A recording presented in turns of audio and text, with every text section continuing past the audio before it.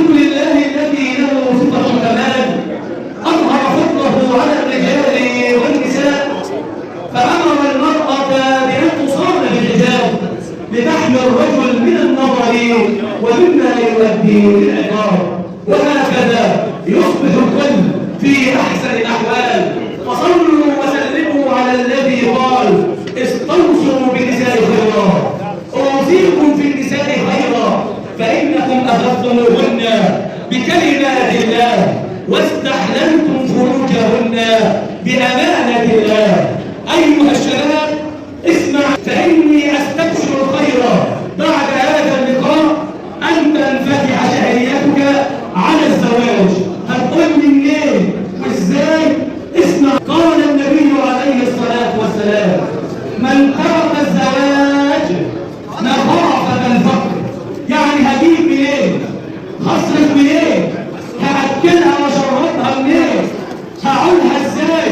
هفتح البيت ازاي؟ اسمع، فقد أساء الظن في الله، لأن الذي قال هو الله كيف ولا. وعمر سبحانه يقول: وأنكحوا الأيام منكم والصالحين من عبادكم وإمائكم إن يكونوا فقراء يغنيهم الله من فضله. اسمع مني يا ابني، والله أنت اللي مسكين، والله أنت اللي هتضيع. وقت الوقت كله يا حاج ساعدني ان اتجوز. ايها الاباء والله لن تفتقر، ايها الاباء والله لن تفتقر ولن ينفض مالك. اقسم بالله لن يغنيك الله لو كنت انت في الراحه وشفت في سنه الرجوله وواقف معاك وايده بايديك ويقول لك: يا حاج تعالى معايا يا بنت الحلال، انا عاوز اتاكد. اوعى تقول له منين؟ كفي نفسك. هيكفيها ازاي؟ هيجيب منين؟ ما انت كنت في وقت وزمن لقيت اللي يقف جنبك، لقيت اللي يساعدك حتى لو مش بالمادة. لقيت ابوك الجميل الاصيل زمان في بركة عنده، في عنده رضا، كان يقول لك: تعالى يا ابني وربك هينصر، تعالى يا ابني وربك هيكرم. كان في بركة، كان في رضا، كان في توكل على الله. ايها الشباب اسمعوا منه، اهاليكم قاعدين بيجلوشوا عليكم عشان ما تسمعوش ليا دلوقتي. سحبتهم عليكم اهو عشان المخرج الكبير يسمع. انا اقل منك واصغر منك، بس عاوز مصلحتك ومصلحه ابنك، لان احنا زمان كثر فيه الفتن، احنا زمان كثرت فيه الفاحشه والى الله المشتكى. يا ابني الحكمه بسيطه، اقعد مع ابوك في البيت وقول له: يا حاج تعالى نيجي في ايدك، لو انا هديك قرش يا حاج ساعدني انت بخمسه وليك اجر عند الله. هتسيبني في الدنيا دي ليه؟ هقعد هنا عندي 30 و35 و40 سنه، والله ما هعرف حتى يقول الدور، والله ما هعرف حتى كلمه وكرسي. يابا حبي الي يابا. ايها الاباء لا تصاحبوا الحلال، لا تصاحبوا الحلال فيسهل عليهم الحرام. وصيتي للحديث النهارده، اسمع بقى يا حديث، خلصنا شويه على الشباب. انت النهارده يا ابني بتلغي اسمك من جسمها، راعي ربنا فيها.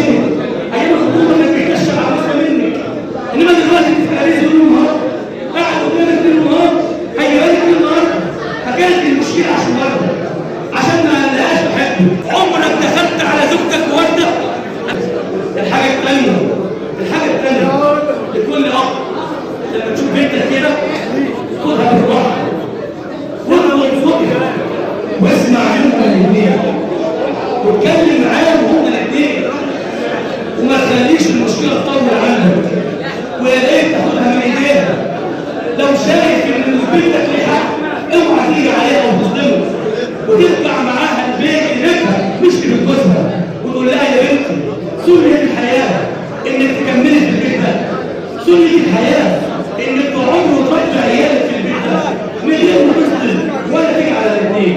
لكل اب اتقي الله في بنتك. الناس اللي بتقول لبنتها سيبيله يا بنتي البيت يقدر يقلب الكتف ده زاد والكتف ده سبان، اوعى تخلع عليها. اختم بحديث النبي عليه الصلاه والسلام: ملعون من خطب امراه على زوجها، اي من افسد بين الرجل وزوجته، اللي يفرق ما بينهم سواء بكلمه او بفعل. يقول لي عايزين بارك الله لكما وبارك عليكما وجمع